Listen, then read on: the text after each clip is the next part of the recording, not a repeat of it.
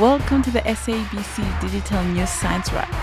This week on the Science Wrap, we look at extreme weather conditions in South Africa and how they've affected the country's animals and avocados. But first, let's look at Google's Zanzi experience.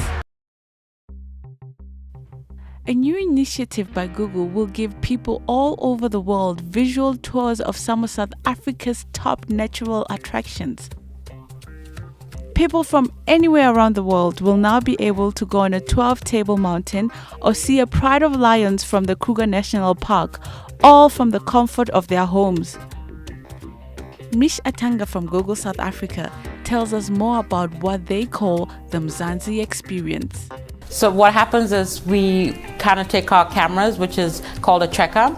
It's a 360-degree camera that takes high-definition images every 2 seconds. And we walk around places and drive around places. I think this particular collection took us about 6 months or so to put together, because you have to account for things like rain and change of weather and things like that. But yeah, it's quite an amazing collection. We're so proud of it. So there's quite a fair amount of cameras within the tracker. It's an orb-shaped device, and it has a fair amount of 360 lenses around it. So the guy who operates it, so you can see now, walks around and he pushes a button as he goes along. Every 2 seconds, videos are captured with various cameras. I think the beauty of Google Maps and Street View is that it is a tool that people use just to discover the places around them and places they want to go. I know when I travel, when I want to see where I'm going before I get there, because we're that generation now where we want to see it before we go. It's okay, I want to go there, this is what it looks like, I'm going to go there, and I'm going to go take my own photos when I get there.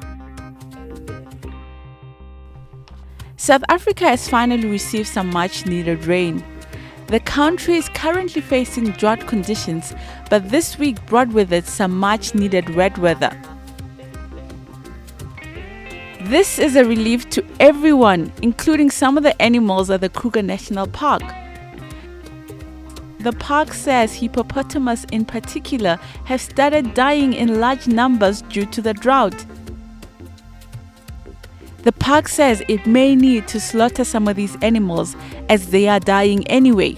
This is just an option the park is considering, but if it goes this route, it will harvest those animals and supply the meat to communities around the area. The drought has left nothing untouched in South Africa, and avocados are no exception. Soon you'll be eating avocados that are smaller than what you are used to. This is why.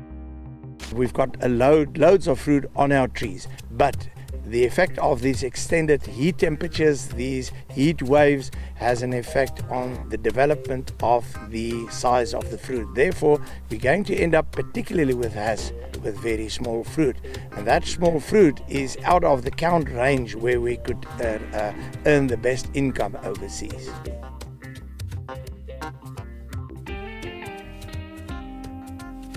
The drought the country is experiencing at the moment is due to a phenomenon called El Nino. To end today's wrap, meteorologist Paul Munari explains what an El Nino is and how it comes about. Okay, El Nino usually happen almost every single year. It's just the severity that's of concern. So what you need to understand is that El Nino is basically because of the sea surface temperature that is usually higher than normal or lower than normal. When it's lower than normal, obviously it's called La Nina. That's it from the Science Wrap this week. See you again next time.